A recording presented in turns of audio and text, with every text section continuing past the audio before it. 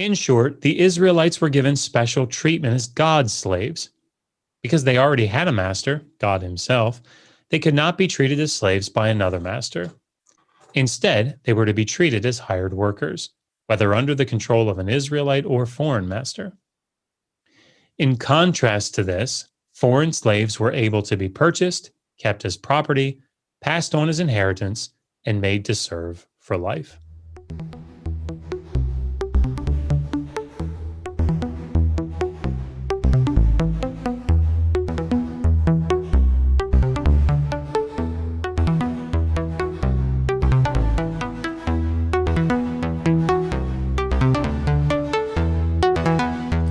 Welcome everyone to our Course Zero event on Did the Bible Endorse Slavery? And I'm Alex Bookbinder, the current president of the Secular Society of MIT, and I welcome you all. And it's my pleasure to introduce Dr. Joshua Bowen, who will be our guest speaker today. Dr. Joshua Bowen graduated from Johns Hopkins University in 2017 with a Ph.D. in Assyriology, minoring in the Hebrew Bible. His dissertation was entitled A Preliminary Study of the Sumerian Curricular and Lamentational Texts from the Old Babylonian City of Kish, which was reworked and published in 2020 under the title Learning to Pray in a Dead Language, Education and Invocation in Ancient Sumerian. Joshua was a Fulbright Scholar in 2014 to 2015 and was awarded the D.A.A.D in the same year, which allowed him to spend the year in Tubingen, Germany, working with Dr. Konrad Volk on his dissertation project. As well as his PhD, Joshua holds a Master of Theology in Old Testament from Capital Bible Seminary, where he was awarded the Outstanding Thesis Award for his thesis entitled The Meaning of the Divine Name El Shaddai. And he also holds an MA in Near Eastern Studies from Johns Hopkins University, and also a Bachelor of Science in Religion from Liberty University. In addition to his book on Sumerian education and prayers, he has also published Did the Old Testament Endorse Slavery? And co-authored Learn to Read Sumerian, an introduction for the complete beginner, with his wife, Megan Lewis. He's currently completing Volume 1 of the Atheist Handbook to the Old Testament, which will be published later this summer. Please join me in welcoming Dr. Joshua Bowen. Well, thank you very much. That appreciate that a lot, and it probably makes me sound more qualified maybe than I am. But let's hope I can do that justice here. So thank you very much to the Secular Society for having me, and Alex, I really appreciate the introduction. So tonight we're going to be talking about slavery in the Hebrew Bible, and we'll get into the New Testament as well. And hopefully this will allow everyone to, place this topic in a slightly broader context and understand what it is that scholars actually do say, despite what you may hear from, say, Christian apologists. This is actually it's not as controversial, perhaps, as what people might think. So, okay. Just get this. Okay. The presence of laws relating to slavery in the Bible are often quite jarring to believer and unbeliever alike. How could a text, either divinely inspired by God or standing at the heart of an all-pervasive religion, contain laws that endorse the appropriate practice of slavery? For some believers, these laws are part of an outdated system that has been superseded by the teachings of the New Testament. For others, these laws are studied in their ancient Near Eastern context in the hopes that this comparative data will show the Old Testament laws to be superior to those obtaining in the ancient Near East. Still others seek to demonstrate that the word slavery should not be applied to these laws in the Hebrew Bible, and this type of servitude cannot and should not be compared to slavery in the antebellum South. This, it would seem, casts the Old Testament slavery laws in a better light, making them appear less severe and atrocious than what we might imagine. What are we to make of all of this? What was slavery like as described in the Hebrew Bible? Were there, in fact, laws concerning the appropriate practice of debt and chattel slavery? How did these laws compare to those from other ancient Near Eastern nations? If there was genuine slavery in the laws of the Old Testament, did the New Testament do away with this practice? Before we look at the specific biblical passages, it is important to define our terms. While the definition of slavery can have nuanced meanings depending on the context in which the term is used, there are essential aspects that can be seen throughout.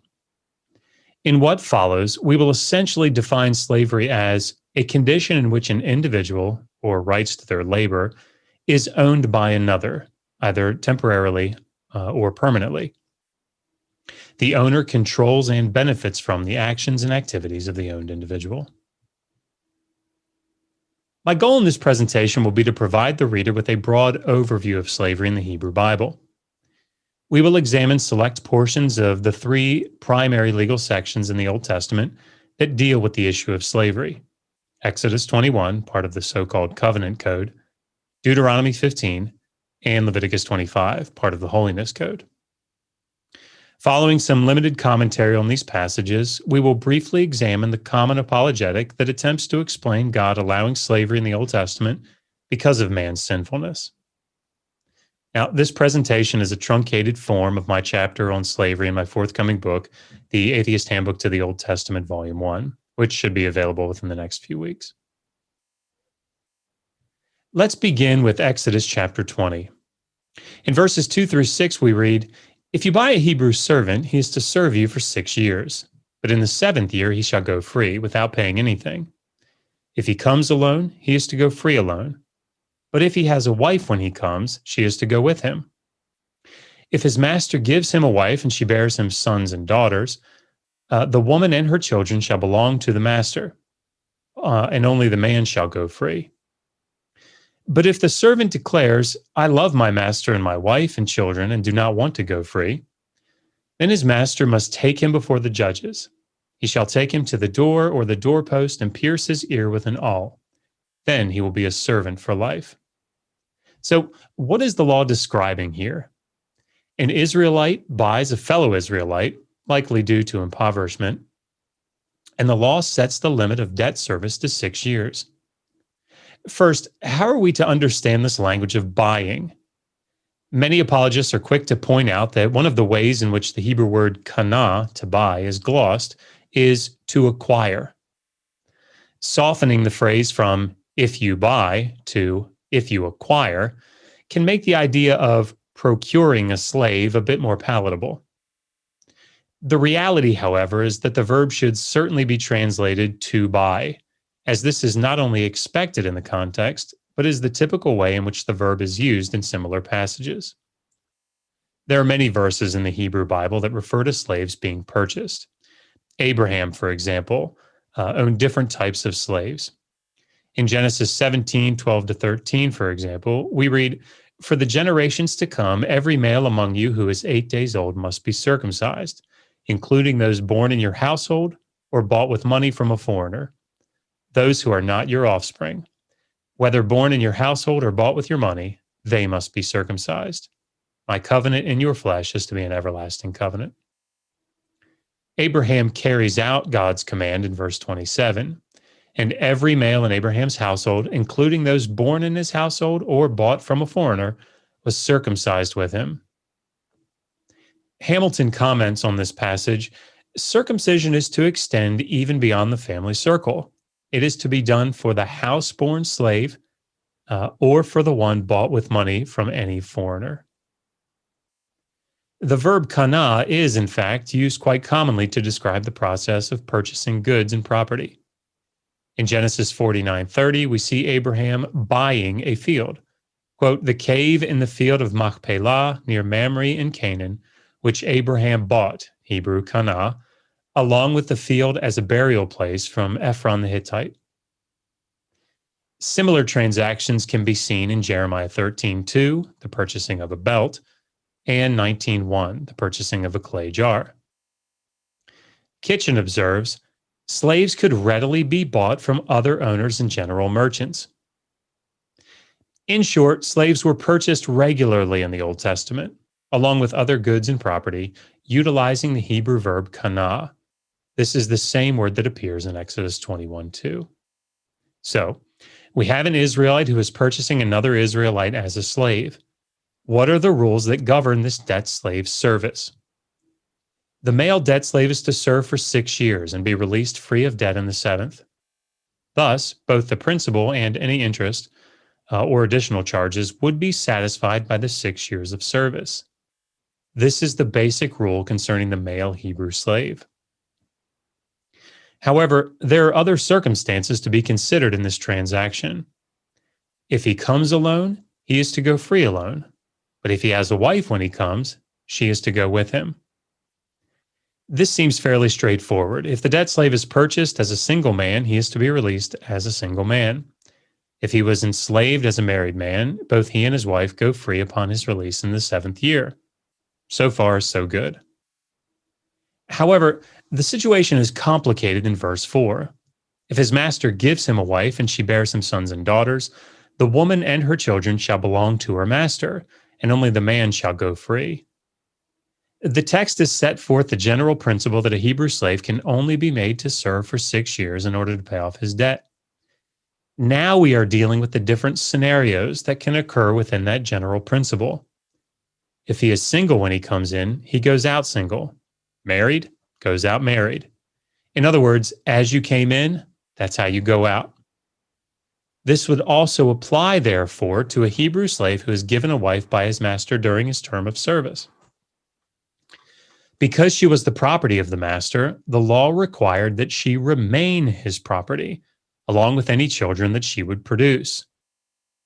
Durham notes, if, however, his wife has married him during his servitude, obviously by the permission and through the provision of his owner, both the wife and any children born to such a union must remain with the owner when the temporary slave claims his freedom in the 7th year.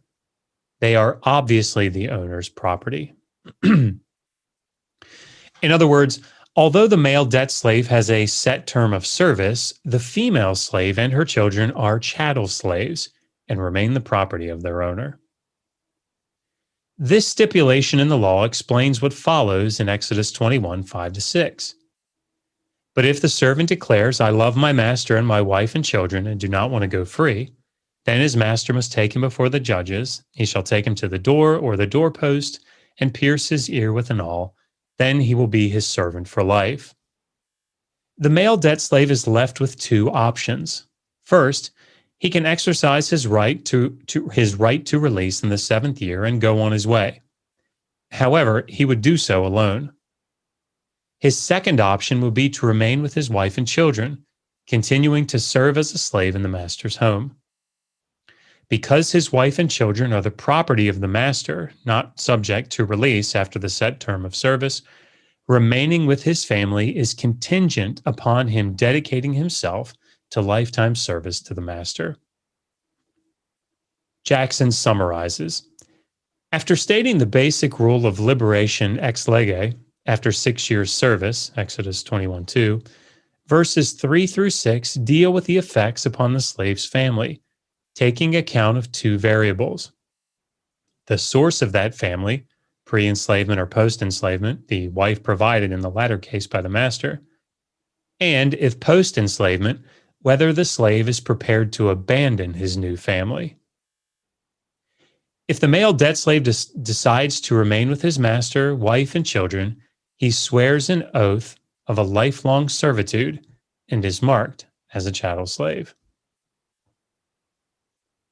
Having dealt with the rules for the male debt slave, the text turns to the female slave. If a man sells his daughter as a servant, she is not to go free as male servants do. If she does not please the master who has selected her for himself, he must let her be redeemed. He has no right to sell her to foreigners because he has broken faith with her. If he selects her for his son, he must grant her the rights of a daughter. If he marries another woman, he must not deprive the first one of her food, clothing, and marital rights. If he does not provide her with these 3 things, she is to go free without any payment of money. Exodus 21, 7-11. The first set of laws concerned an indebted Hebrew man being sold as a debt slave to pay off his debt. Here, the passage speaks of a man selling his daughter as a slave in order to satisfy a debt. In this case, she is entering into a sexual relationship with either her master or his son, and given this relationship and its social and financial consequences to her value, she is to receive certain rights from her master. Her status must be changed, either to a wife or a concubine, and her sexual and reproductive capacities are now in use. This also means that unlike the male debt slave, who is also used in a reproductive capacity but without the social and financial consequences, she is not to be released after 6 years. Jackson writes, "It indicates that a male debt slave may be used for sexual services, effectively to breed permanent slaves for his master, without interference with his status. Sexual services are no different from other services in this respect." Verses 7 through 11 gives us the opposite side of the coin. A woman debt slave cannot be used for sexual services unless her status is thereby changed. Sexual activity alters the status of the woman debt slave and not that of the male. This affords her protection, as odd as that may sound, as her master must provide for her. Even if she falls out of favor with him, he cannot reduce her to the status of a simple slave and sell her to foreigners. He must continue to provide for her or allow her to be redeemed. Concerning this, Prop writes, "A Hebrew maidservant is not released after 6 years, even if she is married to a Hebrew slave. While at first glance this non-liberation of the maidservant may seem oppressive, the statute is designed to protect her. Instead of liberating a menial to shift for herself, the law encourages the owner to elevate her to the status of wife or at least concubine." End quote. Before we leave this section of Exodus, we should briefly consider the question of the daughter's consent in this situation. Does she agree to be sold as a female slave? I make a more detailed argument elsewhere, but the text clearly is not concerned with her opinion on the matter. Prop agrees. Quote, "In 21:7, the subject is the girl's father, not her purchaser. In contrast, the paraphrase in Deuteronomy 15:12, when your Hebrew brother or sister sells him or herself, empathizes more with the slave and in fact contains more liberal provisions. Exodus stresses rather the woman's passivity, subject to the authority first of her father and then of her purchaser." End quote. Now, perhaps no other passage is more frequently discussed in slavery debates than Exodus 21, 20-21. "Anyone who beats their male or female slave with a rod must be punished if the slave dies as a direct result. But they are not to be punished if the slave recovers after a day or two, since the slave is their property." It is unsurprising that these two verses carry so much significance in the discussion. The text describes a scenario in which either a male or female slave is beaten with a wooden rod, which sounds justifiably horrific to us. One might expect that this was the purpose of the law. Don't beat your male or female slave with a wooden rod. Of course, we know that this was not the law's intent. The question is, how should we understand the purpose of this regulation? While it might seem as though the law is giving a slaveholder a type of manual on how to legally beat their slave within an inch of their lives, I don't think that this interpretation correctly understands the passage in its context. It is absolutely true that masters beat their slaves, and this passage indicates that if a master beats their slave and they survive a day or two, then there's no punishment that will come to the master, as the slave is their property. However, this law is actually intended to provide the slave with some level of protection from physical abuse and murder. We see in the Proverbs that, quote, "servants cannot be corrected by mere words. Though they understand, they will not respond. Do you see someone who speaks in haste? There is more hope for a fool than for him. A servant pampered from youth will turn out to be insolent." Proverbs 29, 19-21.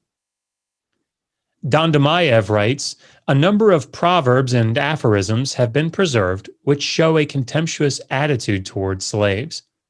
A slave ruling over princes is out of place," Proverbs 19:10. Mere words will not discipline a slave, since he does not respond even if he understands. Proverbs 29:19. A slave pampered from boyhood will become ungrateful in the end. 29:21. What we see, therefore, in Exodus 20 to 21 is a law regulating the beating of one slave. The rationale of the law is likely focused on the intent of the master in the situation. If the master beat the slave so severely that the slave died immediately, verse 20, then there would be severe punishment, likely death.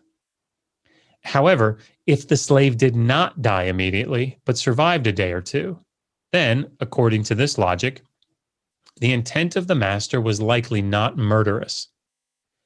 In other words, if the slave did not die immediately, then the benefit of the doubt would be given to the master, and the death would be seen as accidental. Fox concludes, none of the biblical law codes place restrictions on beating one's slaves, male or female. If, however, the owner kills a slave, vengeance of an unspecified sort is exacted. If the slave survives the beating, no compensation is required, for the slave is his master's money. In verses 26 and 27, we read, an owner who hits a male or female slave in the eye and destroys it must let the slave go free to compensate for the eye.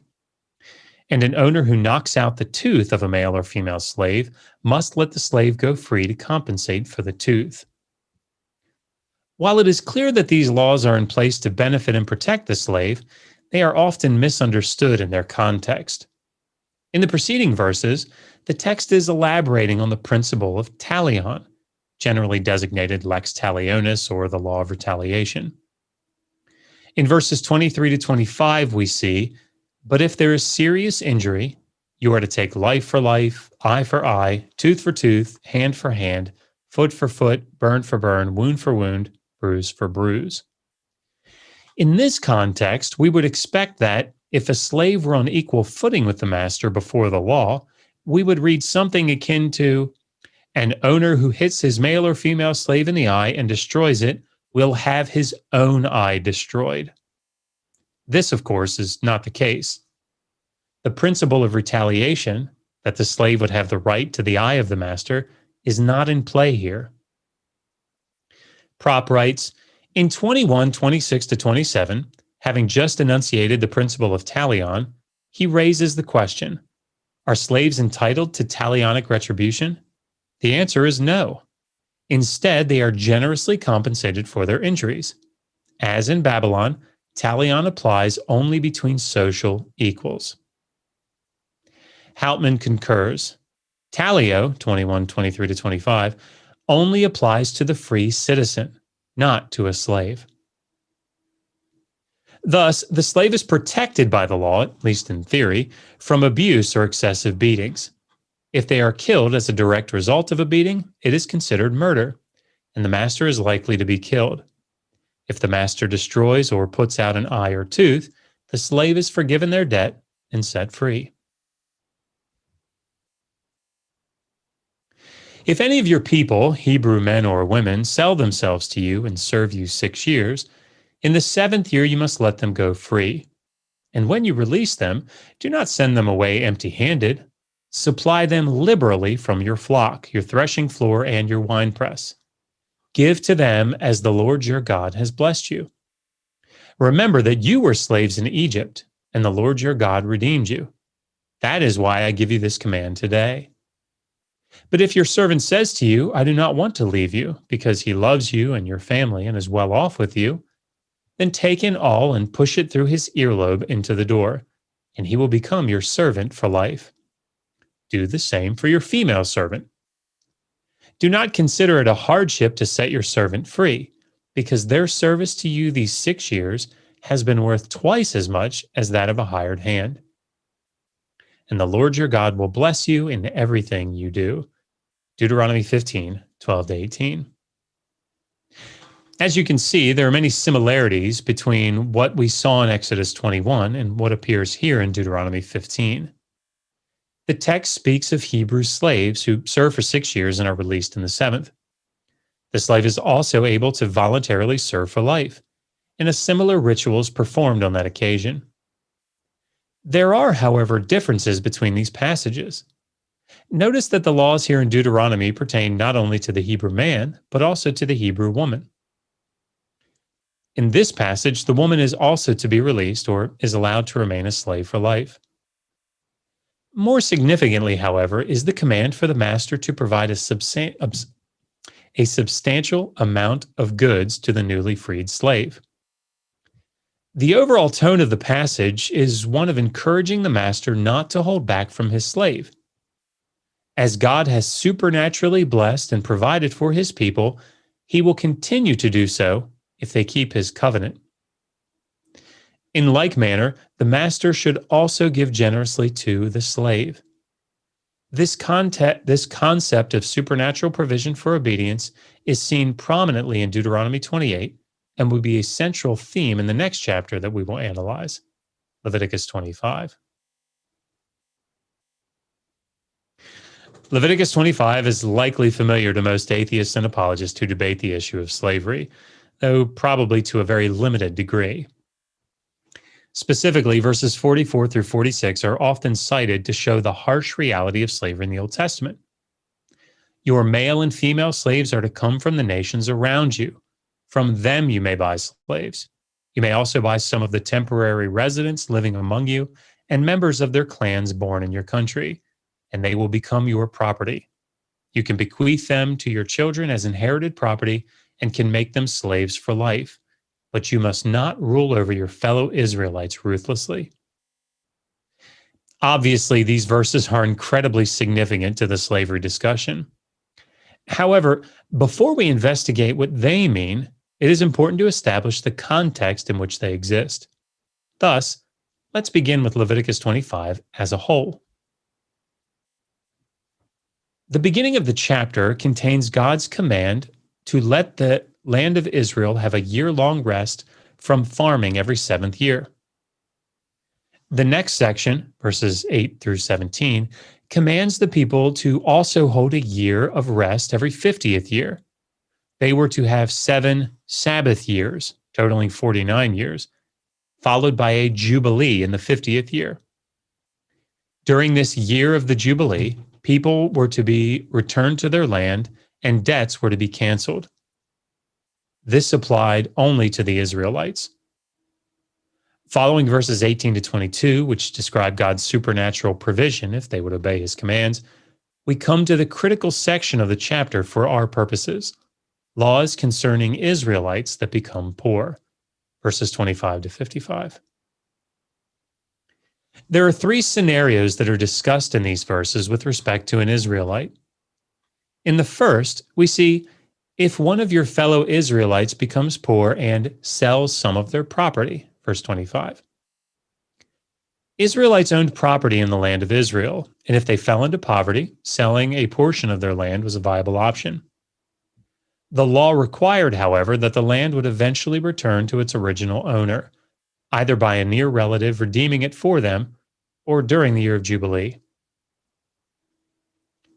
In the second scenario, verses 35 to 38, we see if any of your fellow Israelites becomes poor and are unable to support themselves among you, help them as you would a foreigner and stranger, so they can continue to live among you. Do not take interest or any profit from them, but fear your God, so that they may continue to live among you. You must not lend them money at interest or sell them food at a profit. I am the Lord your God who brought you out of Egypt to give you the land of Canaan and to be your God. It appears that in this case, the Israelite has already sold his property and still cannot make ends meet. Should this occur, the poor Israelite was to be cared for by their fellow Israelites, who were to loan them what they needed at no interest. They were to fear and obey God by supporting their poor brother, with the result that God would provide for them because of their obedience. In the third scenario, the Israelite actually reaches the stage where he must sell himself into debt slavery. The response of his fellow Israelites, however, is to differ substantially with what we see in both Exodus 21 and Deuteronomy 15. If any of your fellow Israelites becomes poor and sell themselves to you, do not make them work as slaves. They are to be treated as hired workers or temporary residents among you. They are to work for you until the year of Jubilee.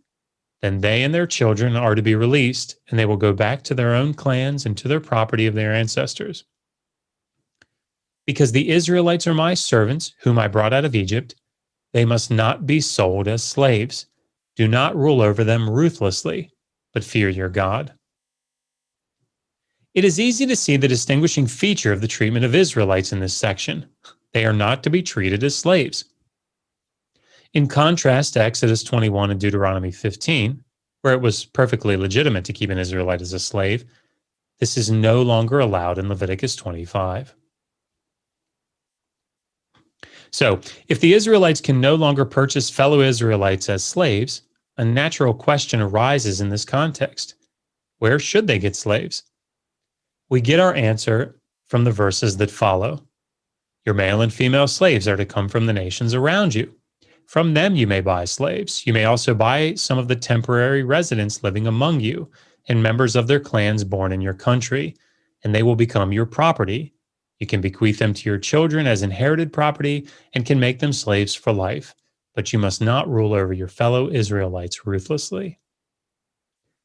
Amongst other things, we learn from these verses that 1.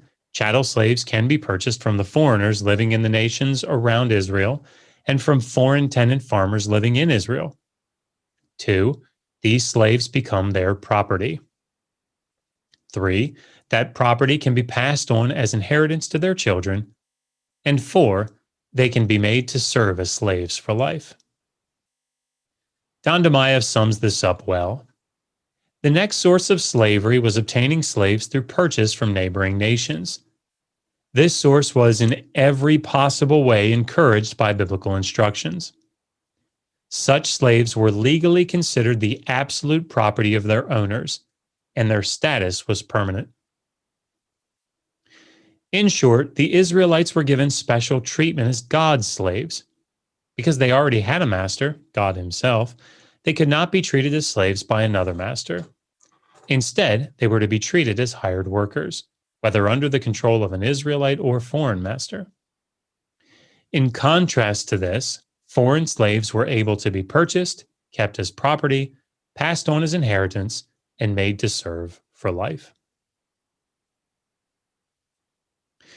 While theological interpretations are not the focus of my investigation into the Hebrew Bible and are outside of my field of expertise, I have found that addressing certain arguments made by apologists can open up the dialogue in a meaningful way. In light of this, I would like to address an interpretation that, while certainly not new, has resurfaced with some frequency. This apologetic argument admits that the Old Testament endorsed slavery, but argues that this was God's way of slowly developing the morality of humanity, beginning with his chosen people. In other words, God allowed slavery in the Hebrew Bible, but was all the while slowly working to reveal to humanity that it was immoral. There are a few pieces of evidence that are cited in this regard. First, and certainly foremost, is Matthew 19, 3-9, where Jesus is tested on the subject of divorce. Some Pharisees came to him to test him. They asked, "Is it lawful for a man to divorce his wife for any and every reason?" "Haven't you read," he replied, "that at the beginning the Creator made them male and female, and said, 'For this reason a man will leave his father and mother and be united to his wife, and the two will become one flesh'? So they are no longer two, but one flesh. Therefore, what God has joined together, let no one separate." "Why then," they asked, "did Moses command that a man give his wife a certificate of divorce and send her away?" Jesus replied, "Moses permitted you to divorce your wives because your hearts were hard. But it was not this way from the beginning. I tell you that anyone who divorces his wife except for sexual immorality and marries another woman commits adultery." We need not go into great detail in this passage, as the basic principle that is used to support the argument is relatively clear. Jesus is confronted with a portion of the Mosaic law from Deuteronomy 24. which seems to contradict what Jesus had just taught. Jesus responded that Moses had legally permitted men to divorce their wives because their hearts were hard. This was not God's intent, however, from the beginning. In other words, in the beginning, God created man and woman to be united for all time. He later allowed for divorce because of the sinfulness of mankind. Now, this passage is then abstracted and applied to slavery, another situation, it is argued, that Jesus and the New Testament was attempting to bring humanity out of. While slavery is not mentioned in the text, the principle of returning to creation can similarly be applied. Immediately following creation, before the fall, people were not enslaved to one another, but rather lived with one another with equality. It was only later, when mankind became sinful and wicked, that God had to regulate their behavior in an attempt to bring them back to the pristine state of creation. In order to effectively demonstrate that Jesus intended to bring about the abolishment of slavery, or even to draw attention to its immoral character, it would seem likely that Jesus and other New Testament authors would have condemned the practice in some overt way. Is this what we see? In order to demonstrate that Jesus and the writers of the New Testament spoke out against or condemned slavery, there are several common passages that are cited by apologists. Setting aside general statements about loving one another, for example, Matthew 7:12, Paul's letter to Philemon often appears early in the conversation. Here, it is argued, the apostle implores Philemon to free his slave Onesimus upon his return. Although the meaning of the book is debated, assuming the interpretation most in favor of an anti-slavery position by the apostle, Onesimus would indeed have been a slave of Philemon, whom Paul was seeking to have freed. Loza writes that, according to this type of interpretation, quote, the purpose of Philemon, it was assumed, was to illustrate in a novelistic fashion how the Christian communities in the post-Pauline period handled the question of slavery, end quote. Another text that is frequently cited comes from the so-called pastoral epistles.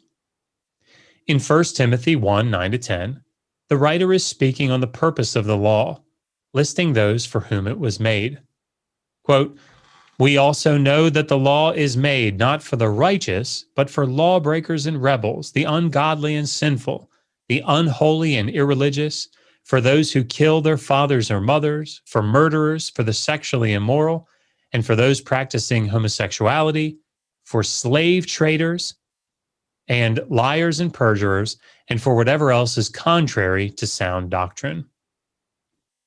In verse 10, the inclusion of slave traders in a list of immoral practices is used to support the New Testament's anti-slavery position. The next verse that is cited in this regard is Galatians 3:28, where Paul writes, there is neither Jew nor Gentile, neither slave nor free, nor is there male and female, for all are one in Christ Jesus. Betts summarizes the two ways in which this verse can be understood with respect to slavery. Quote, taken alone, the statement can be understood in two ways. A, as a declaration of the abolishment of the social institution of slavery, or B, as a declaration of the irrelevancy of that institution, which would include the possibility of its retainment. If the former position is taken, then one could argue that Jesus came to do away with the social institution of slavery. One final set of passages comes up less frequently, but should also be included in this discussion. The parable of the talents found in Matthew 25 and Luke 19. The parable speaks of three slaves who are entrusted with different amounts of money to invest for their master, who then left on a journey. The first two slaves invested wisely, earning substantial returns on their investments. However, the third did nothing with the money, but instead hid it away safely until the master's return. While it might seem odd to include this parable in a discussion on the New Testament's condemnation on slavery, it could be argued that providing slaves, quote unquote, with such substantial amounts of money, along with the freedom to invest it, belies a very different slave-master relationship, and that calling it slavery is simply inaccurate. Let's deal with each of these arguments in reverse order, beginning with the parable of the talents. While it might seem odd or out of place for a master to entrust sums of money to his slaves, this was common practice during this period. Lutz writes, Jesus' hearers would hardly have been thinking of the practice, common in the Middle East, of doing business with borrowed capital, since that was possible only for free persons. Here, we are dealing explicitly with slaves. Instead, the parable assumes that among other things, clever slaves were to do.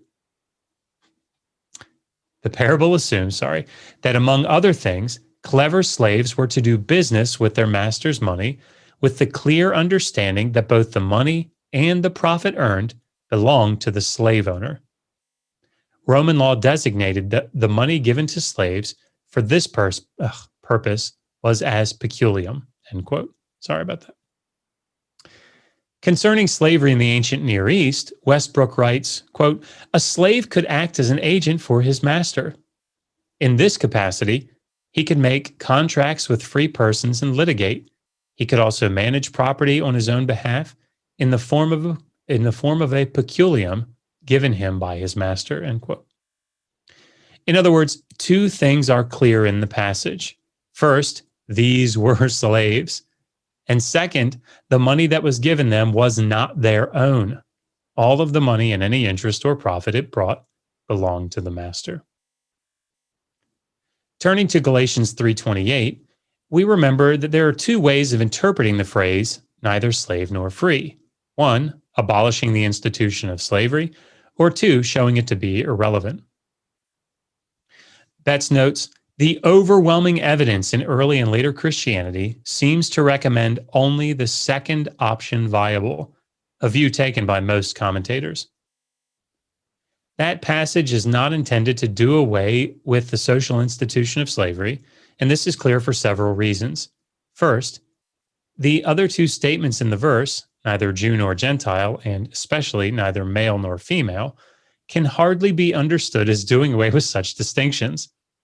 Whatever one would argue concerning the attitude of the New Testament writers on the role and status of women, another topic entirely, it would be difficult to maintain that passages like 1 Corinthians 14:34-35 would allow the social distinction between men and women to be ignored. The point of Galatians 3:28, it would seem, is to express the unity that members of the body of Christ share by being in Christ. McKnight writes, to be in Christ is to be in spiritual fellowship with him through God's Spirit. This is one of the ways of defining what a Christian is, one who is in Christ, end quote. Although believers are now all united and equal in the eyes of God, having been baptized into Christ, this does not negate the reality of social and role distinctions between members of the referenced social groups, including slaves. Avalos concludes, Galatians 3:28 was clearly meant solely to establish the reckoning of believers as Abraham's seed, regardless of their gender, ethnicity, or slave status. Other New Testament authors certainly did not see this passage as incompatible with having Christian slaves or ordering Christian slaves to serve their slave masters. When we consider 1 Timothy 1:10, where slave traders are included in the list of vices, it may seem straightforward that this shows that the writer condemned slavery. This, however, is simply not the case. The Greek word anthropotistes is glossed as slave trader and kidnapper in a standard Greek lexicon, but only appears one time in the New Testament, here in our passage. Harold describes slave traders in this way. Slave traders displayed vice at every stage of the slave trading operation, from the illegitimate acquisition and the deceptive selling of merchandise to the polluting result such sale had on places and people. In acquiring merchandise when legitimate sources such as war captives did not offer enough supply, they were not above kidnapping free citizens, a criminal act against the law of nations. In fact, this word for slave trader appears in other so-called vice lists outside of the New Testament, clearly demonstrating that the act of stealing or illegally procuring another individual was not only considered immoral in the New and Old Testaments, but also among the other nations. Avalos notes, the fact that slave societies of Greece and Rome condemned an anthropodistes indicates that pure slave trading cannot be meant. Harrell concludes, rather than revealing some alleged early Christian condemnation of slavery or the slave trade, the language of 1 Timothy articulates attitudes commonplace among masters in the Roman Empire. The term anthropodistai was derogatory only in the sense of the slave traders' exploitation, economic and sexual, of free citizens, and of their proverbial abuse of the law. The ancient world believed in the moral goodness of slavery, yet condemned the immorality of slave traders. End quote. Finally, let's examine the book of Philemon. As we discussed above, apologists often turn to Philemon as a perhaps subtle statement on the position of Christianity on slavery. However one understands the situation being described in the book, we would be hard-pressed to see it as presenting an overarching declaration on the institution of slavery. Loza writes concerning this view, for good reasons, this view has found no acceptance, and today is no longer held by anyone. The letter to Philemon is neither the disguise of a general idea nor the promulgation of a generally valid rule about the question of slavery. End quote. Assuming that a slave-master relationship existed between Philemon and Onesimus, it seems clear that Paul leaves the decision to free Onesimus to Philemon. In verses 8 to 9, for example, Paul writes, therefore, although in Christ I could be bold and order you to do what you ought to do, yet I prefer to appeal to you on the basis of love. Loza comments, it is the intercession of the apostle in a concrete situation in which love, agape, must be promoted by decision and deed. This lack of direct command, based on the immoral character of the act of enslavement, is indeed problematic in the context. In other words, if we were to see a passage like 1 Timothy 1:10 as a direct indictment against the practice of slavery, it is incredibly difficult to imagine a scenario in which Paul would say, I'm leaving this up to you. I don't want to force you to set him free. Avalos says it this way. Nowhere in the letter do we see Paul saying, slavery is a sin and you must free Onesimus. Nowhere in the letter do we have anything even akin to the strong directive issued by Paul on such things as drunkenness and adultery, 1 Corinthians 6, 8-9, incest, 1 Corinthians 5, or just not working hard enough, 2 Thessalonians 2:10, end quote. At best, it would seem, the book of Philemon is evidence of Paul encouraging Philemon to forgive and free his runaway slave in order that Onesimus might return to Paul to help him in the ministry. In no way is this a broad directive against owning other human beings as slaves. Now that we've addressed the passages that are cited in support of this argument, let's turn to a few others that seem to show that slavery was not only accepted as a social norm, but was assumed to be the norm for Jesus and his followers. I will begin with Luke 17, 7-10, and Jesus' statement about unprofitable servants. Suppose one of you has a servant plowing or looking after the sheep. Would he say to the servant when he comes in from the field, come along now and sit down to eat? Won't he rather say, prepare my supper, get yourself ready, and wait for me while I eat and drink. After that, you may eat and drink. Will he thank the servant because he did what he was told to do? So you also, when you have done everything you were told to do, should say, we are unworthy servants. We have only done our duty. While Jesus' story is concerned with the actions and attitudes of his disciples, it also provides us with insight into current attitudes towards slavery. Green writes, Jesus is not so much inviting an allegorical reading of master-servant roles as drawing on a well-known reality of village life to teach something about faithfulness. Envisioned, excuse me, is a small landholder farmer whose one slave performs the various outdoor and household duties that would be divided between slaves in a larger estate. The household master-slave analogy has become a regular fixture of the Lucan narrative, providing a basis for important instruction on kinship, faithfulness, and status seeking, end quote. The message is that just as a slave who performs his required duties is due no special thanks or treatment, and thus earns nothing by it, so also followers of Jesus who perform their required duties are due no special reward thereby. Fitzmyer writes, in the present Lucan setting, Jesus' words stress that the Christian disciple who is a servant or slave and has well carried out his task can only regard himself as an unprofitable servant, end quote. What is assumed by this story, therefore, is 1, the reality of slavery during Jesus' time, 2, the appropriateness of drawing the analogy based on the details of that reality, and 3, the complete lack of condemnation for the practice as described in the analogy. Throughout the book of Luke, in fact, the parables and stories of Jesus show a reliance on the normalcy and acceptance of the practice of slavery.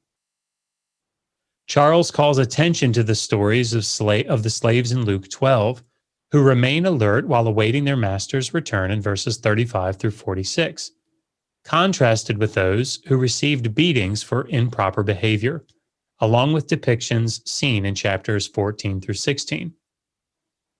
Far from condemning the practice of slavery, Charles explains that Jesus, as he does throughout the Gospels, relied on a normative portrayal of the slave in antiquity to illustrate his teachings.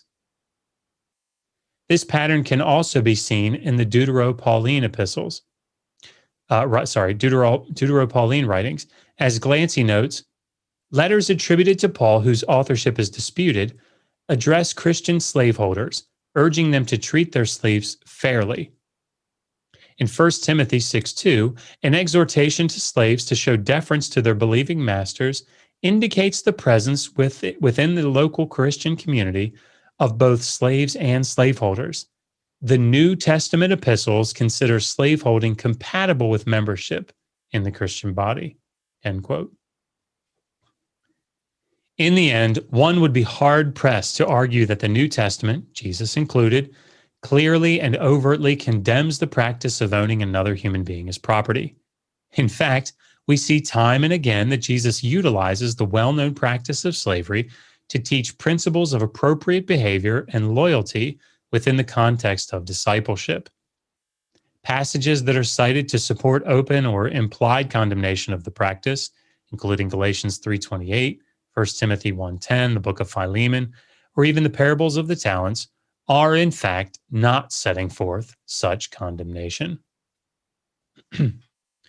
So, we have looked at slavery and the laws of the Hebrew Bible, as well as a common apologetic that is built on a faulty understanding of the New Testament. In this final section, I would like to briefly address another common argument that appears in this discussion on Old Testament slavery. How many times have you heard someone say, now, we know that slavery in the Old Testament was nothing like the slavery that we saw in the antebellum South?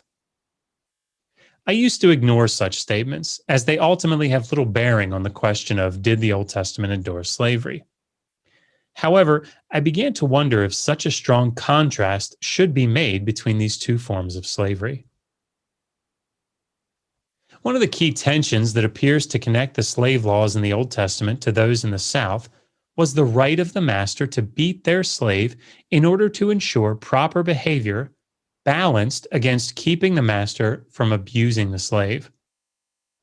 As we saw in Exodus 21:20-21, the passage is intended to mitigate abuse. But to do but to do so in such a way that it allows for the expected and encouraged practice of corporal punishment on the slave. Colonial laws wrestled with this tension. Concerning the Virginia law in 1669, Morris writes, "The lawmakers began with an obvious problem. Slaves could not be punished by the extension of their time in servitude, so that their obstinacy could only be suppressed by violence." In other words, a slave was clearly a chattel in this scenario, and it was understood that the term of service was indefinite. Thus, threats of extending such a term of service were unavailable to the slave owner. Instead, it was reasoned, the only means to ensure good behavior and service from a slave was physical correction. In a 1723 law in Virginia, this reasoning resulted in the freedom of a master to beat their slave without retribution, as long as it was done for correction. Morris writes, "The law provided that there would be no punishment or prosecution if a slave died, quote, by reason of any stroke or blow given during his or her correction," unquote. In South Carolina in 1740, we see that Christianity provided some motivation to avoid abusing one's slave. Cruelty is not only highly unbecoming of those who profess themselves Christians, but is odious in the eyes of all men who have any sense of virtue or humanity, end quote. Surprisingly, at least to our modern senses, the penalty for murdering a slave under this South Carolina law was a fine of 700 pounds, and the guilty party was not allowed to hold public office.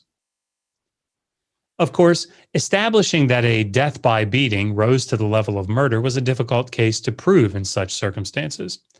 The laws appear to have inadvertently allowed great loopholes for the slave owners to exploit. Morris summarizes, "These were the colonial statutory schemes. No free person could be executed for killing a slave in South Carolina, no matter how grotesque or unjustified the killing might have been. Virginia, on the other hand, left open the possibility, however remote, that anyone, even a slave owner, could be executed for the homicide of a slave," end quote. There was a significant development, relatively speaking, in the legal system after the Revolutionary War. Morris writes, "After the Revolution, a growing humanitarian sensibility led to changes in parts of the law of homicide when applied to slaves. State after state, whether through constitutions, judicial decisions, or statutes, extended greater legal security to slaves. For example, in Georgia's Constitution in 798, we read, quote, "Any person who shall maliciously dismember or deprive a slave of life shall suffer such punishment as would be inflicted in case the like offense had been committed on a free white person, and on the like proof, except in case of insurrection by such slave, and unless such death should happen by accident in giving such slave moderate correction," end quote. Thus, if it was determined that a slave master had abused their slave to the point of dismemberment or death, the penalty would be equal to the penalty for murdering a free white person. Nevertheless, let's not forget the end of the law. Unless such death should happen by accident in giving such slave moderate correction. The tension remained in the eyes of the lawmakers. Masters must be allowed to beat their slaves for the purposes of correction. However far the law was progressing in an attempt to protect slaves from abuse, it seemed to always run up against the problem of corporal punishment for correction. Let's look at one of the legal decisions that was made during the early 19th century in order to see what some of the judges considered when ruling on these matters. In North Carolina's 1801 case State versus Boone, Morris summarizes Judge Johnston's determination. Quote, "Johnston argued that the murder of a slave was the same as the murder of a white person under the right circumstances. It was, in fact, more despicable. It was a crime, quote, of the most atrocious and barbarous nature. It is an evidence of a most depraved and cruel disposition to murder one so much in your power that he is incapable of making resistance, even in his own defense," end quote. Not only was murdering a slave placed on par with murdering a white person, but it was considered even more vile, as it took advantage of one who was weak and powerless in the situation. In short, in the antebellum South, where slavery flourished, the laws were set in place in an apparent attempt to curb the abuse of slaves. Slaves were not to be at the absolute mercy of their masters, and should a master murder their slave, the punishment was the same as murdering a free white person. Whether these laws were in fact enforced is a separate matter. We know that they generally were not. The laws themselves strove for what they considered to be fair and humanitarian treatment of slaves, allowing only for moderate physical correction. As we have seen in the legal sections of the Old Testament, the laws that govern the treatment of slaves in Exodus 21 were in many ways similar.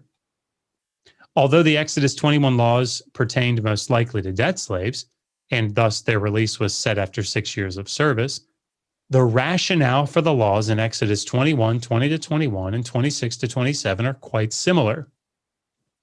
Slaves were not to be at the mercy of their masters when it came to life and limb. Slave owners must be allowed to apply moderate physical correction to their slaves, but should take care when doing so, as abuse which leads to death or loss of limb results in punishment. Indeed, such sharp lines of distinction should not be drawn between Old Testament and antebellum laws, as we would do well to remember that a very similar legal rationale in both periods resulted in the atrocities that we saw prior to the Civil War. With slavery and its effects still fresh in our minds and present in our world, it is sometimes hard to imagine that a book that is considered divinely inspired would endorse such a practice. As we have seen, however, the legal sections of the Old Testament clearly do endorse the practice of both debt and chattel slavery, and the New Testament, at a minimum, assumes its common reality and in no way condemns it. My goal in this presentation has been to examine what the Bible says about slavery, primarily in the Old Testament. The topic of slavery is one that makes us uncomfortable, and yet it comes up time and again in discussions about morality and the God of the Bible. We would do well, whether as a believer or atheist, to understand what the Bible actually says about the practice of slavery, rather than building our conclusions and positions on faulty arguments or apologetics. Slavery was indeed endorsed in the Old Testament, and the New Testament did not condemn its practice. The Old Testament laws concerning slavery were not so different from those in the antebellum South, which should give us pause. We must remember the atrocities that transpired prior to the Civil War and vigilantly guard against repeating the past by understanding the nature of slavery, not only in the South, but in the laws of the Old Testament. Thank you.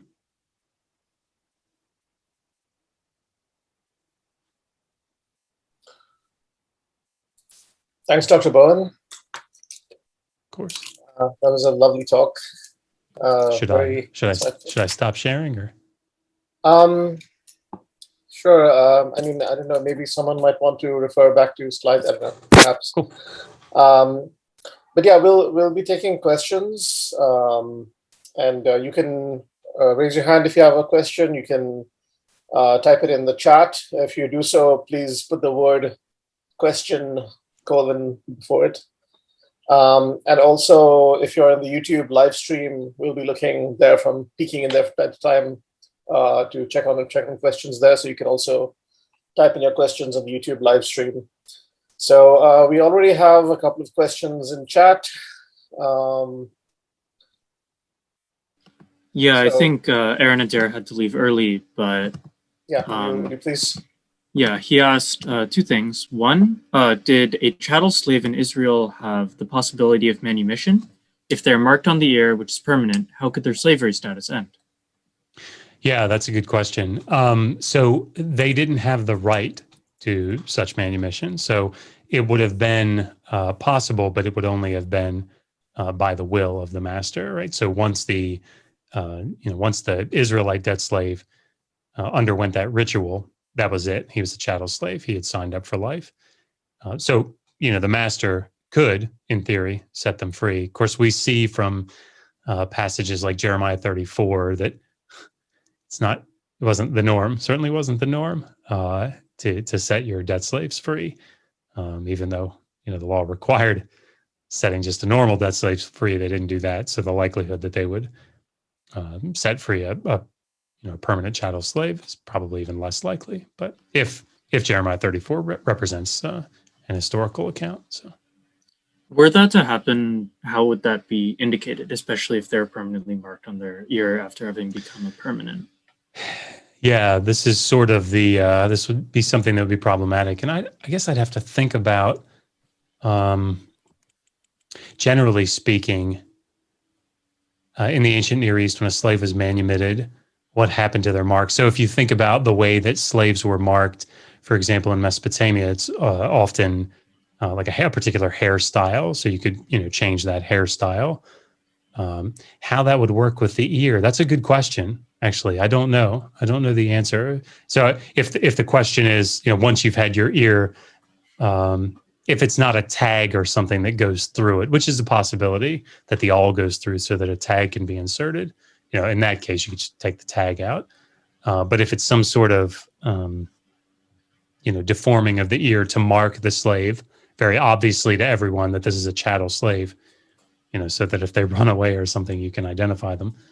How that would be changed. Yeah, that's a good question. It's a good question. I don't know the answer. And yeah, I think Aaron also had one more question, which was, did other nations such as Persia have less slavery or condemnation of the practice in antiquity, or is it too rare to have any good records? I don't know that I could speak to Persia. I don't know that I could speak to Persia. Slavery. I'm gonna. I would go out on a limb and say, yeah, absolutely, they did, but without having done the specific research into Persian slavery, I wouldn't be able to speak to it. But certainly in the rest of the ancient Near East, if you get from the Neo-Babylonian period right on back, we see this in all the major law collections, and of course in the actual legal cases that we see, slavery was very common. And the reality is that while passages, like Deuteronomy 15 and Leviticus 25, for Israelites in what I would argue are utopian style settings, advance, the humanitarian side of debt slavery, first by making it better, following their debt servitude, and then in Leviticus 25, theoretically doing away with it.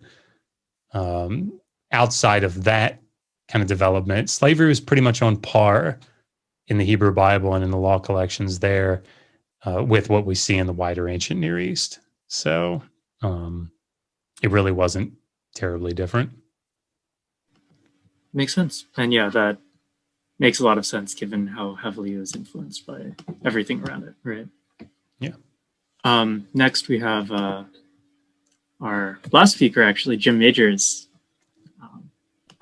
with a question.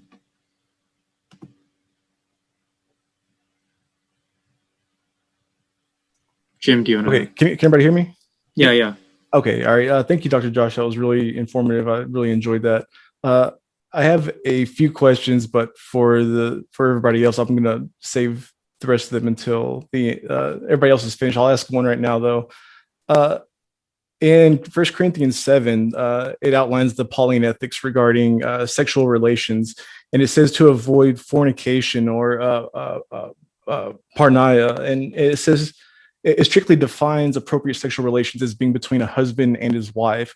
So does that mean that slaves were given protection against being used for sexual purposes in early Christianity?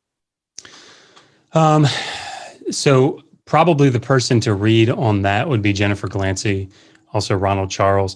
So the New Testament aspects of what I feel comfortable commenting on is probably rather limited, particularly to the things that I talked about. Certainly in the Hebrew Bible, sexual slavery is just the norm. So the idea of taking virgin women captive, as we see in places like Numbers 31 or in Deuteronomy 21. If you see among the captives a beautiful woman and you want to make her your wife, of course we would certainly consider those things not only sexual slavery but rape. But specifically about 1 Corinthians 7 and the practice of like Roman slave practices and how that was that was done in the New Testament church and early Christianity. I'm not sure off the top of my head, but again, Jennifer Glancy, excellent resource on that. And Ronald Charles has a new 2020 publication out on slavery and the silencing of slaves in the New Testament, early Christianity. It's a good question. If I remember correctly, Dr. Glancy actually says that it wasn't a protection against it. Yeah, I would not expect it to be in any way. So if I had to, if you put a gun to my head and said, give me an answer, I would say no. Of course, the female slaves were not protected in that sense. But you know me. Gotcha. I'll let everybody else ask their questions before I ask my other ones. I haven't read all the secondary literature on it recently. I just won't say anything. Shame on you. Next we have a question from EZK3626, who's our friend from the subreddit, I think, Debate Christians. EZK, do you want to unmute or should I just read out your question?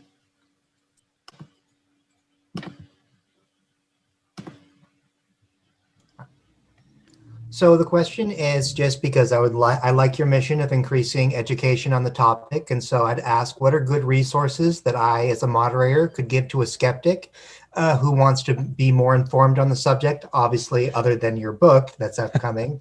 And then also, what would be good resources for Christians wanting to gain a basic understanding of the ancient Near East, since they're probably not going to be interested in your book? Right. Yeah, that's... So I have this book, which was the first one that I wrote, Did the Old Testament Endorse Slavery? This one, the whole purpose of the book is for me to be sort of a conduit of all biblical scholarship, consensus biblical scholarship, which, by the way, everything that I said is consensus biblical scholarship, to be able to say to a non-specialist, here's what they all say about this topic. So, it's got an extensive bibliography, and I quote both, conservative evangelical scholars and, liberal scholars. I quote them all. They all agree on this topic. And so, that's probably a good place to start. But, there are lots of great resources on this. Hector Avalos, who just passed away a couple weeks ago, which is a real loss. He has a book. Oh boy, now I can't remember the title of it. I think it's like a 2013 publication, but it's specifically on, slavery and biblical scholarship. But it's an excellent resource, goes through a lot of these things, hits different points than I do. I think I do that quite intentionally, but, he goes into the New Testament evidence as well. So that's a great book for the slavery discussion. As far as just the ancient Near East in general, I don't think I have it in here still, but Mark van der Meerop, and if people want to email me, Digital Hammurabi, digital HAMMURABI, Digital Hammurabi @gmail.com. I can get that, that link. I mean, that link, that bibliographic citation. But he's got a wonderful history of the ancient Near East, which, gives all that broad historical background, but also gives some cultural background as well. Also, it's a little dated, but still excellent, is A. Leo Oppenheim's Mesopotamia, Portrait of a Dead Civilization. I think it's mid-70s. But on our YouTube channel, Digital Hammurabi, I did a video series, whole playlist that sort of walks the non-specialist through Oppenheim's book. And it goes into all the different cultural aspects of the ancient Near East. It talks about history, about Omina, all the, the gods, what life was like, all those things. So those are really good resources. But again, people should feel free to email me to to get those citations if they'd like them. Thank you. And now we have a question from YouTube, from Richard Jones. Question: does there exist any evidence that, quote unquote, resetting the clock back to 0 or other value less than 7 years to extend service to a master? So I think essentially what they're trying to ask is, were there any circumstances where the 7-year clock would be reset? Oh, I mean, not legally. If we're talking about the Hebrew Bible, and this sort of thing, we see, again, if we conclude that passages like Jeremiah 34 represent historical reality, which there's a good chance that it does. The freeing of even a Hebrew slave, an Israelite slave, was something that just was very commonly disregarded. And so the passage talks about how Israelites were supposed to be released, and they didn't after the 6 years. They kept them and kept them and kept them, and then finally, probably because of the siege they were undergoing, they set them free. Doing what God commanded, but then very quickly, probably after the siege, recaptured them all. Right. So could that be done legally? I don't think so. I don't think there's any legal provision that I know of to reset that clock. And I think this is probably again this utopian sort of development. It very well may be in response to seeing how these things were not practiced and trying to make it even better for the Israelites, their own people. But this sort of, just very briefly, this sort of care for your citizenry more than foreigners is pretty common in the ancient Near East, and not just in practice, but also in the law collections, that sort of thing. We see that, I think, pretty regularly. So it's not unique to the Hebrew Bible. Interesting. Thank you. And next we have a question from Rashida Buchanan. Rashida, do you want to ask yourself, or would you prefer for me to read it out? Sure, I can read it out. So my question is, Exodus 21 verse 16 says that anyone who kidnaps someone is to be put to death, whether the victim has been sold or is still in the kidnapper's possession. How does this factor into your moral comparison of modern slavery versus slavery in the Old Testament, given that the entire premise of modern chattel slavery is the stealing of African bodies from their home countries? Yeah, that's an excellent question. So this is probably the one place that, and I'm no expert. Let's make sure everybody understands this. I'm no expert in American history. Like, this is definitely outside of my field. People should go read Thomas Morris's book.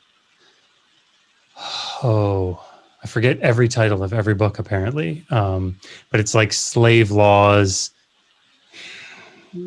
I can't remember. Slave Laws in the South.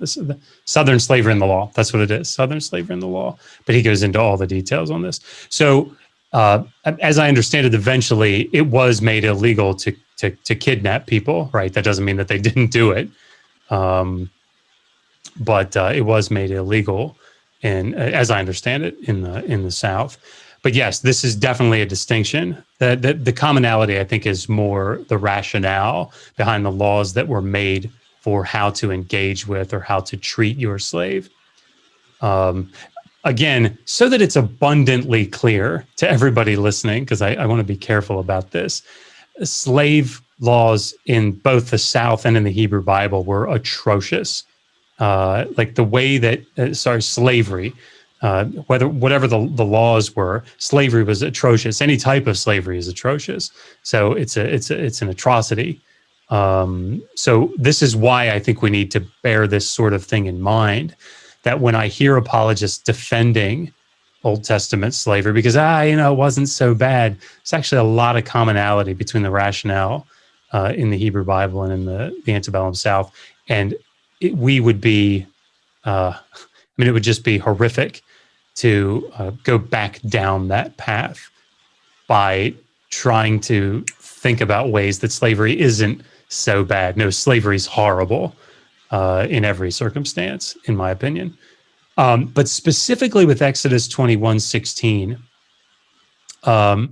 this comes up a lot in that it's argued that there couldn't be any slavery in the Hebrew Bible because you can't steal people. And that's true. You can't steal people. It's illegal to steal people. It's illegal to steal people everywhere in the ancient Near East, right? You can't steal people. Which is odd for me to have to say, I think, but I do. But that doesn't mean that there wasn't slavery. There absolutely was slavery. The thing is, they didn't consider capturing people in war stealing. They didn't consider it immoral to purchase somebody else's daughter as a sex slave, right? They didn't consider that, as a concubine. They didn't consider that to be illegal. They didn't consider, something that was illegal or immoral. So yes, we got to be careful, as we do with anything, to make sure that we don't draw undue connections or just sort of woodenly say they're exactly the same, because they're definitely not. I would argue that there's very little exactly the same between even the ancient Near Eastern laws. There's definitely some, but we'd want to be specific about each case. But I do think it's important to draw the connections between the legal rationale that we see in the antebellum South and what we see in the Hebrew Bible to guard against doing it again, frankly. I don't know if I can ask like a sub question, which is related to this one. We do have quite a few other questions, so maybe in the time after the event, once the recording stops, we can continue, or you can enter the question queue. Okay. And we have a question from Michael. Michael, do you want to read that out, or would you prefer for us to? Yeah, I can ask. I'm just wondering, like, you're talking about a lot of different ways of whether or not the Bible justifies slavery, but how did people in the South that were Christians and actually, held slaves or supported it, did they use biblical justification? Do you know about arguments that they might have had? Yeah, I don't. That's certainly not something that I've spent any time on. I do know that arguments were made both in the North and the South utilizing the biblical text, which to me is unsurprising, right? Because I think one of the things that I think people misunderstand, and quite often apologists I think misunderstand, is that the Hebrew Bible isn't this unified voice, and it is all saying the same thing. There are many different voices in the Hebrew Bible that are often conflicting with one another. So, and when you read it from a more modern perspective, and you don't take into account, what they would have heard, it's in historical context and its interpretive context. You read passages like Leviticus 19:33-34, which talk about loving the foreigner, and you say, well, gosh, how can you love the foreigner and enslave them? How does that make any sense? How do those go together? There must not be, and some people conclude, well, there must not have been slavery. We must be just misunderstanding it. No, that's reading it from a very modern, modernistic, through a modern lens, because they didn't consider it to be oppressive, or immoral, to take a foreigner as a lifelong chattel slave. So yeah, but I don't, as far as specifically what arguments are used, I wouldn't be the person to ask. There's a whole series of articles that were written in 19th century, but I can't remember particularly where they were. Maybe in Bibliotheca Sacra, but I'm not sure. Sorry. All right, good thanks. Question.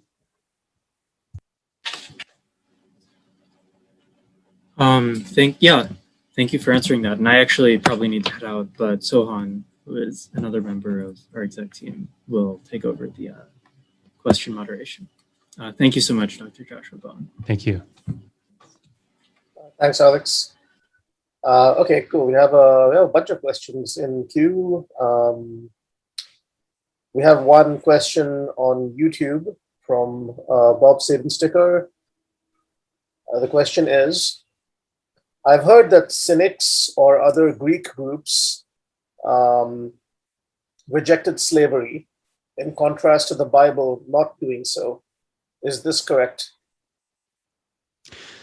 Yeah, I don't know. Again, the New Testament's not the early first century the first century and early Christianity is not really my field of study. Again, I would recommend reading Jennifer Glancy's book on slavery in early Christianity or slavery in the New Testament. I can't remember the title specifically.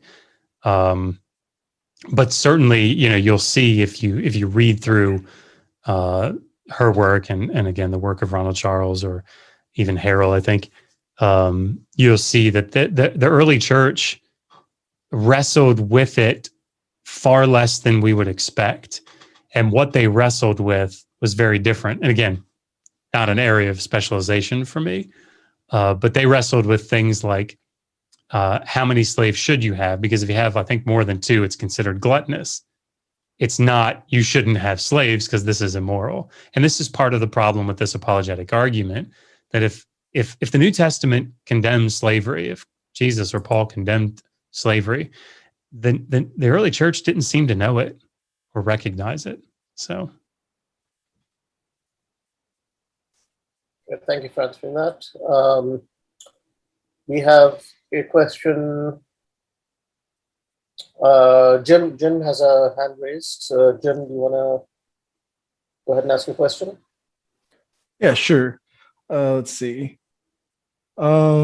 Okay, in Deuteronomy 23, 15 through 16, it talks about if a slave's taken refuge with you, that you're not to hand them over to their master. You're supposed to let them live among you and wherever they want, whatever town, and that they shouldn't be oppressed. Some people cite this as evidence of an objection to slavery. Mm-hmm. Is that the case? No, and this is universally. I talk about this in the book. This is universally brought up, I think, in every debate that I have on this topic. People say, well, hey, look, here, it says here, whatever you think about slavery, here in Deuteronomy 23, 15, 16, if the slave runs away, that's it. You can't hand them back over. So even if they did have slaves, if the master mistreated them in any way, they could just leave. So, the problem with the passage, it's almost universally understood by biblical and ancient Near Eastern scholars that this is talking about foreign slaves that are escaping, foreign slaves that are escaping from a foreign land around Israel into Israel. And if you read through the context of Deuteronomy, you'll see that one of the things that they're not supposed to do is have these sort of extradition treaties or any kind of treaties where you have obligations to the foreign nation.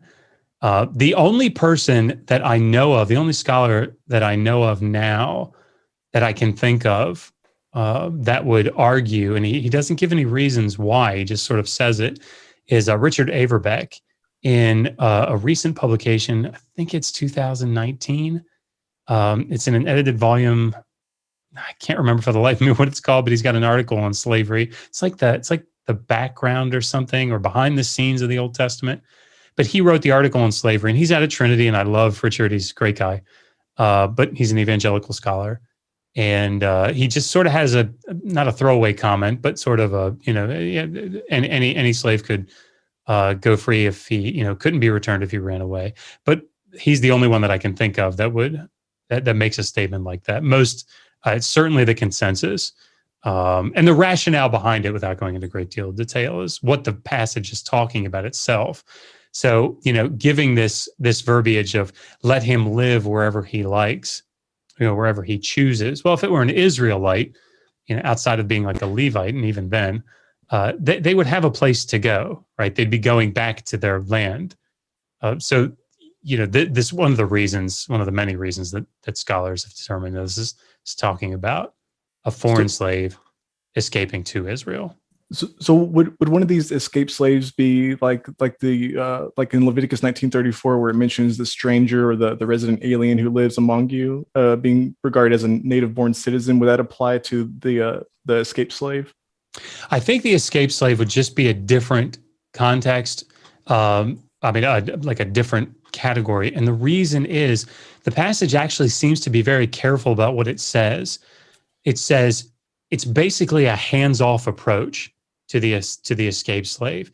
In other words, you don't take them in, you don't like house them, you just sort of let them live wherever they want to go, wherever they want to live. You let them go there. And again, I think that the reasoning behind this is to sort of, it's all in this, what you're doing with these foreign nations that are around you, and not having these treaties, not being responsible for like harboring a fugitive slave or an escaped slave. There's a lot to this, because the point is you can't then make them your slave. And I think there are lots of reasons too that I can think of behind that, but I think it's probably a different category. The escaped slave, I think you just hands off, you just let them be. So if Deuteronomy 23:15 or 16 isn't an objection to slavery, can you think of anything that is an objection to slavery in the Bible?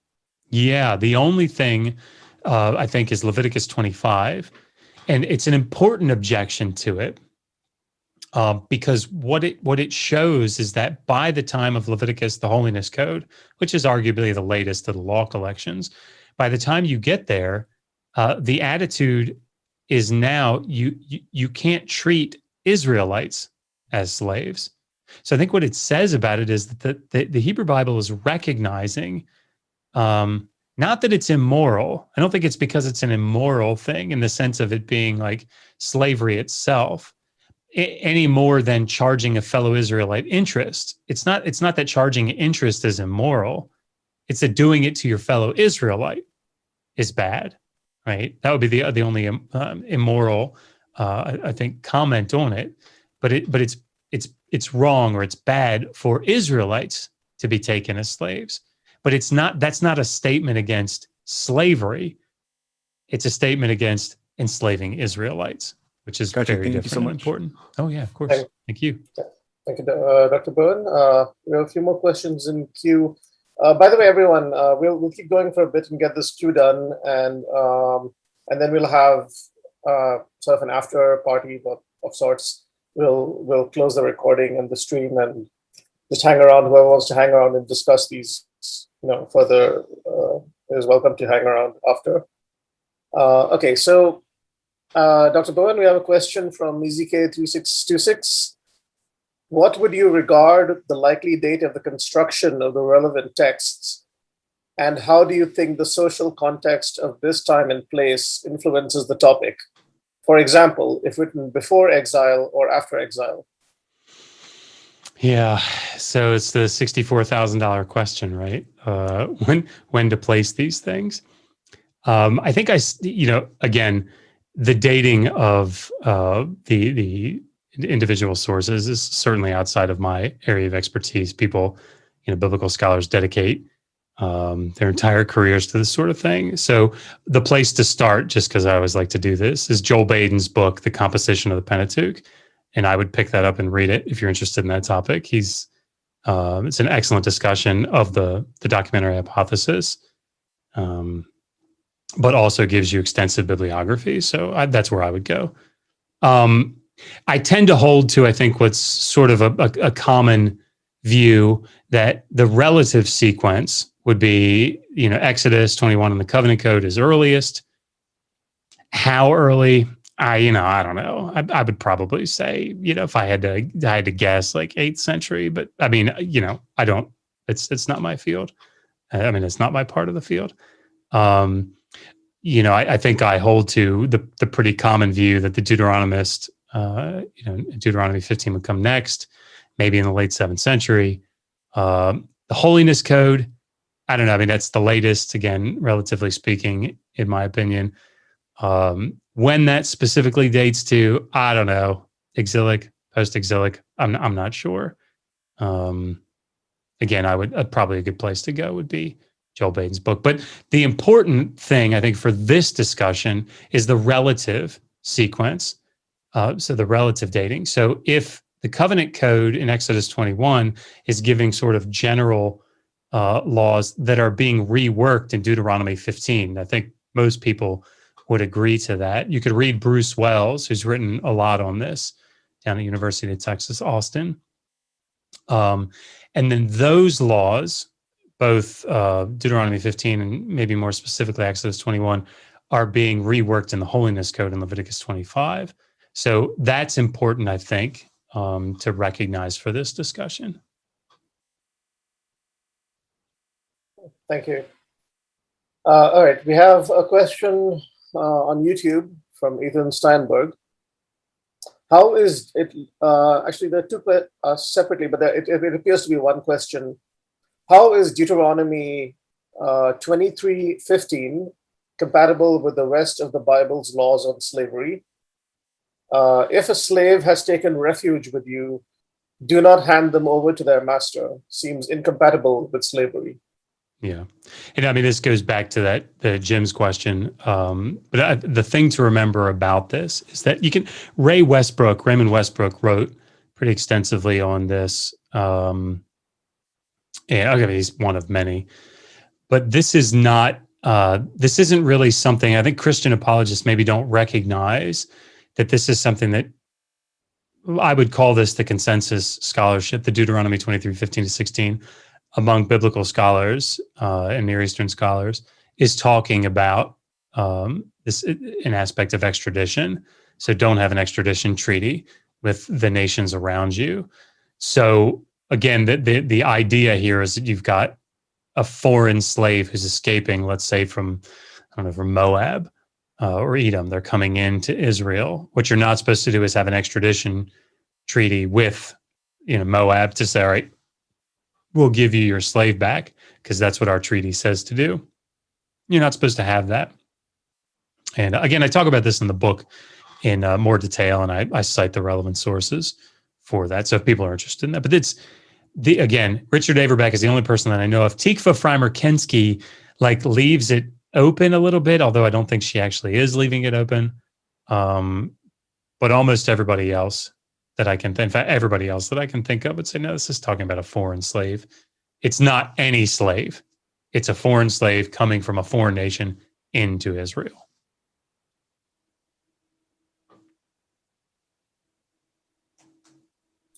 All right, thank you. We have a question from Rashida Buchanan again. Would you please unmute to ask your question? Yes, thanks so much. So yes, my question is kind of going back to the moral comparisons between the modern era slavery. So I'll just read it out. You mentioned that the intention of Israelite law was to protect slaves versus modern chattel slavery, where the intention was to financially profit from free labor. What are your thoughts on the moral intentions of the two slavery routes? Furthermore, Jeremiah 22 verse 13 says, Woe unto him that buildeth his house by unrighteousness, and his chambers by wrong, that useth his neighbor's service without wages, and giveth him not for his work.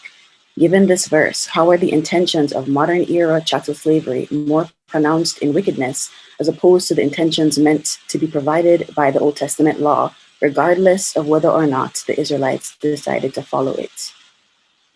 Okay. So I'm going to try to remember both of those. So the key to this, to my point, and this is where I think the waters get a little muddied, is comparing Old Testament laws to antebellum South practices. And you can't compare those, right? It's not a fair comparison. So what was done in the antebellum South, was just horrific, right? It's just horrific.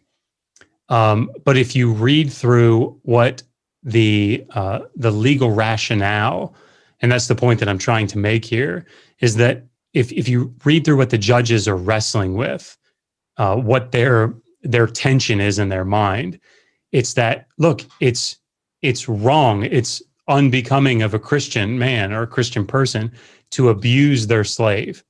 It's certainly unbecoming, or unheard of. I can't remember the verbiage that they use, but certainly to murder their slave.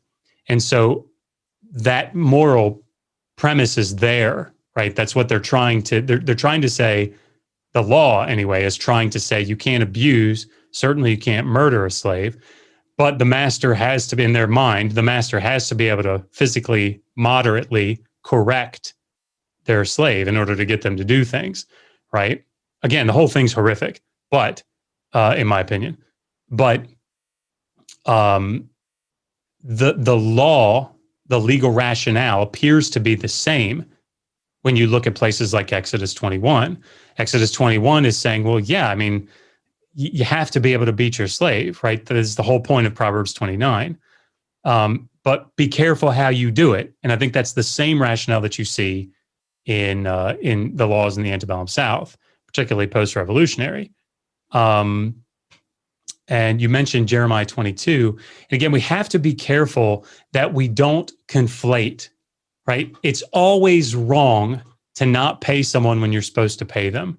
It's always wrong to kidnap someone when they're not yours, right? It's always wrong to do those things in their mind. What we can't do is conflate, slavery is not paying somebody, and you should be, because in their mind, a slave, you're not supposed to pay them, right? So they wouldn't have considered that in the same way. So that's the important thing. It's comparing laws in the antebellum South and laws in the Hebrew Bible. And I mean, I think you said it well, irrespective of how people followed them or not, right? There's no question. You can't, I don't think it's fair to turn to Jeremiah 34 to Nehemiah 5 or, and say, or to Amos or any of these passages and say, well, look what the people were doing in the Hebrew Bible. God's awful because of, look at how the people behaved. Well, that's not fair, right? You can't look at how the people were. If you're taking that internal critique, you can't look at how the people acted and then say, well, God's bad. No, you have to say, well, what are God's commands? That's what you have to go by, I think, in that context. It's a good question. These are great questions. Okay, I believe that's almost the last question. There was a question asked on YouTube, which I'm going to paste as well in the Zoom chat.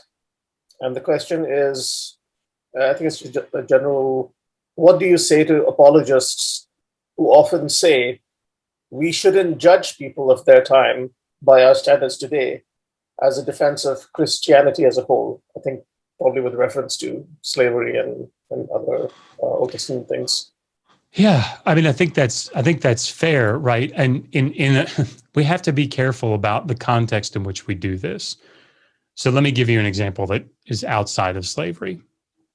If you read through Deuteronomy 21 and you see I guess it's part of slavery, but you see the war captives passage. We have the captive bride, and you see there that the Israelite is, if he sees among the captive women this beautiful woman and he wants to take her for a wife, here's the process, right? Well, if we look at that, from our perspective, can that woman consent? No, absolutely not. That's rape. Whatever you do, the woman is not consenting, right? But the question is, would they have considered that rape? Right? Would they? And so I think we have to be very, very careful to judge, using that term, to judge the actions of people in antiquity on their terms. In the same way, and I use this example in my book, in the same way, when I was growing up, it was nothing for kids my age and myself to be spanked, right, with like a switch or something, or a big wooden paddle or whatever. Now, most people that I know, that I interact with, would think about hitting their child with a big wooden paddle as like, ugh, why would we do corporal punishment, right? That's crazy. But I don't think it's fair to look back to like our grandparents and to say, well, they didn't love their kids because they did something that we consider immoral today. I don't think that's fair. I think that's judging them and judging their intent and their motives on our standards rather than on theirs. So I think we have to be careful about how we do that. And I think the same is true with people in the ancient world. Now, that doesn't mean that we don't ever look at their actions and say, ugh, as I think we have to be very, very intentional about that. And I think this is a case where we have to do that. Where if again, I hear apologists doing this all the time. Well, slavery wasn't so bad in the Hebrew Bible. When that's a very dangerous mindset to get into, because I will hear this come up a lot, where people will say, "Well, how else would you keep a slave in check? Right? You had to be able to beat him." Like, that makes me cringe. Like, just stop, right? Because don't, if you're going to justify it on their terms, how they saw it, that's one thing. But I think that in the end, you have to be able to step back and say, and this is my point, should we be picking up the Hebrew Bible and saying, these are biblical values that we should follow biblical values? And I think the answer is no, right? I think the answer is no. And that we have to be honest about what the Bible is, setting forth as its values. And John Collins has a great book on this, 2019 publication, I think. So anyway. All right. Thank you. And actually, I have one question, which will probably be very quick, and then we'll let Jim have the last one. My question is about Deuteronomy chapter 20, verses 10 to 18, which talk about, what to do when you march up to a city, and the 11 is about, like, the people shall be subject to forced labor, it shall work for you. 12, if you refuse to make peace, etc., etc.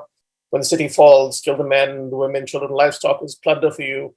Mm-hmm. So I presume, like, these are for the cities which are far from you. Yes. The ones that are close to you, of course, of course, from their perspective, you just kill them, right? So I presume when 11 talks about all the people shall be subject to forced labor, and when 14 talks about women and children, etc., as plunder for you, are they talking about Eved, or talking about slaves? And would these be foreign slaves? Come under the category of foreign slaves? So it's a little bit more nuanced. So in the first scenario, where you have a foreign, like a city outside of the 7 nations, if they accept your offer of peace, right, they accept to become a vassal, then what they become is, the term is mas in the Hebrew, and it's like corvée labor, right? So if you have like King Solomon, when he had building projects, he would conscript, right? He would get corvée labor, people to come and build his stuff. These aren't people that are living in your house, going out into your field and, spending the night, and they do work for you in your house for free, and they stay there all the time. That's not what this is. These are people that they live in their city. They're just subjected to corvée labor. And what about 14? Yeah. So then if that city puts up a fight, you emasculate the city, right? Kill all the males, all the men, and the women and children, and they become plunder. So yes, those are like the sort of they're plunder, right? Just like you see in Numbers 31, they're plunder. So a lot of these people would become slaves, maybe the majority. Again, is this how things were actually practiced? Like, does this represent historical reality? That's a whole nother topic, but I think that's what the passage is getting at. All right. So we have the last question. I promised Jim the last question. So, Jim, will you please unmute and ask? Sure. Okay, so when you're comparing like Exodus 21 to Deuteronomy 15, for people who are familiar with the documentary hypothesis and everything, it seems that there's different laws for males and females. And my question basically is that in Exodus 21, it says that if a man sells his daughter, she's not to go free as the males do. But in Deuteronomy 15, it says that a male or female who sell themselves are to go free in the 7th year. So is the female in Deuteronomy 15 something other than a sex slave, as in Exodus 21? Yeah. So this is sort of, to put this into perspective, the two main positions on this, and I don't actually know where I come down on this, because I think good arguments can be made on both sides. I tend to think that this is a reworking of Exodus 21 in this respect. but I don't think it has to be. So it's clear that in Exodus 21, we're talking about a daughter who's being sold by the father as a concubine, most likely, right, for sexual service. So then when you get to so the text is very clear there, right? She does not go out, the Hebrew word there, yatzah, she does not go out as the male slaves do. And so there is no 6-year term of service. So when you get to Deuteronomy 15, I do tend to think that this is a reworking of that passage. And what it very well may be doing is doing away with this whole slave bride option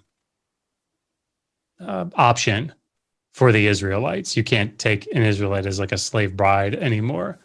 But it could also be that it's just not dealing with that it's not dealing with the slave bride issue. It's just trying to say, if you take a regular female debt slave, that she's then to be treated in the release sense, like any other male slave that's taken, female debt slave. But those are basically the two positions. It's a reworking, and it's saying, this is a total change, and the female slave is now incorporated. The other side is that no, this is just dealing with some different scenario for the female slave. So what are you saying that if that a female slave wasn't necessarily, a female slave who didn't go in with her husband, who's a debt slave, being sold to pay off a debt or whatever, wasn't necessarily or didn't necessarily become a chattel slave due to their sexual relationship. Right. I think this is the sort of thing that this is one of the problems, I think, in trying to wrestle with. This is one of the data points, because the rationale, I think, in Exodus 21 is that by using her for sexual reproductive purposes, that you have to change her status, because what you've done is you've taken her value is depreciated in their eyes. So you have to change her status. You have to elevate her status. So that's what complicates this issue. And I don't know that I've thought about it from that perspective enough to have a firm position on it. It's a good question. Of course. Right. So we're approaching 9 now, so we have to close the event. But thank you so much, Dr. Bowen. That was very comprehensive and enlightening talk on this subject, which I think not many people are acquainted with.